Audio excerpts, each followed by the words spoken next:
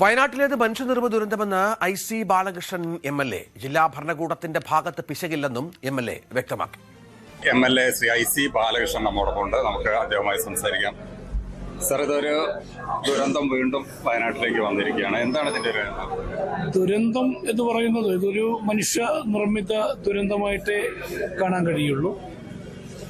കാരണം ഈ ഒരു പ്രൊജക്ട് ഇവിടെ കൺസ്ട്രക്ഷൻ ആരംഭിച്ചപ്പോൾ അതിന്റെ ടെക്നിക്കലായ കാര്യങ്ങൾ കമ്പനി ചെയ്തിട്ടുണ്ടോ എന്ന് പരിശോധിക്കപ്പെടേണ്ടതുണ്ട്.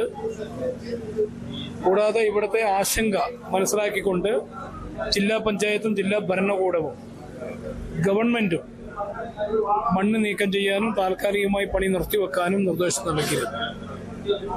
ഇവിടെ വന്നപ്പോൾ അറിയാൻ കഴിഞ്ഞത് സൂപ്പർവൈസർ പറയുന്നത് 18 പേരാണ് ഇന്ന് തൊഴിലിന് ജോലിക്ക് ഇറങ്ങിയിട്ടുള്ളത്. അവർ മസ്റ്റോട് ഒപ്പിട്ടിട്ടുണ്ട്.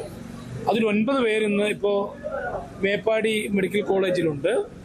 3 ബോഡി ലഭിച്ചിട്ടുണ്ട്. അതിന് 12. കൂടാതെ ഇനി 5 പേര്, അവർ കണക്കനുസരിച്ച് 5 പേരെയും കൂടി കാണേണ്ടതുണ്ട്. 2 സർവേമാര്, 2 എഞ്ചിനീയർമാര്, ഒരു ഓപ്പറേറ്റർ.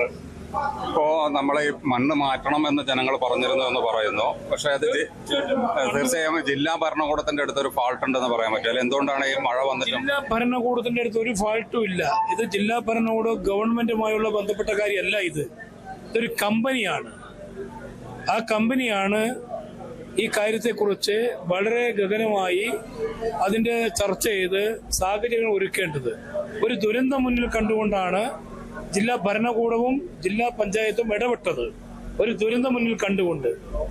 ആ ദുരന്തം എന്ന് പറയുന്നത് ഈ പ്രദേശവാസികളുടെ അഭിപ്രായങ്ങൾ, പരാതികൾ മാനിച്ചുകൊണ്ടാണ് ജില്ലാ പഞ്ചായത്ത് യോഗം വിളിച്ച് ഇത് നീക്കം ചെയ്യണമെന്ന് ആവശ്യപ്പെട്ടതും ഇത് നിർത്തിവെക്കണമെന്ന് ആവശ്യപ്പെട്ടതും. അപ്പോ ജില്ലാ ഭരണകൂടമോ അല്ലെങ്കിൽ ഗവൺമെന്റോ അല്ല ഇതിന്റെ ഭാഗം. ഈ കമ്പനിക്കെതിരെ നടപടി എടുക്കുക അല്ല, അത് തീർച്ചയായിട്ടും ഗവൺമെന്റ് അതിന്റെ അനുസരിച്ചുള്ള തീരുമാനം എടുക്കുമല്ലോ.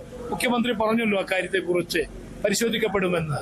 അപ്പോൾ ഗവൺമെന്റ് മുഖ്യമന്ത്രിയുടെയും വകുപ്പ് മന്ത്രിമാരുടെയും നേതൃത്വത്തിൽ ജില്ലാ ഭരണകൂടത്തിനും ജനപ്രതിനിധികൾക്കൊക്കെ നിർദ്ദേശം കൊടുത്തതനുസരിച്ചുള്ള അതിന്റെ രക്ഷാപ്രവർത്തനങ്ങൾ വളരെ കാര്യക്ഷമമായി നടത്തിക്കൊണ്ടിരിക്കുക.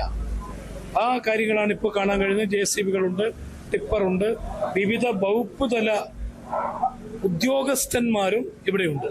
അപ്പോൾ സ്വാഭാവികമായിട്ടും ഇത് രക്ഷാപ്രവർത്തനത്തിന്റെ എന്തൊക്കെ ചെയ്യാൻ കഴിയുമോ അതൊക്കെ ചെയ്യുന്നുണ്ട്. തീർച്ചയായും ഇതൊരു വരുത്തിവെച്ച ദുരന്തം എന്ന് തന്നെയാണ് പറയുന്നത്. കാരണം ഇവിടെയുള്ള മണ്ണ് മാറ്റാൻ ജനങ്ങളും അതുപോലെ തന്നെ സർക്കാരും ആവശ്യപ്പെട്ടിട്ടും ആ കമ്പനി അത് മാറ്റിയില്ല എന്ന് പറയുന്നത്. എന്തായാലും ആ കമ്പനിക്കെതിരെ നടപടി ഉണ്ടാകുമെന്ന് തന്നെയാണ് ഇപ്പോൾ നമുക്കറിയാൻ കഴിയുന്നത്.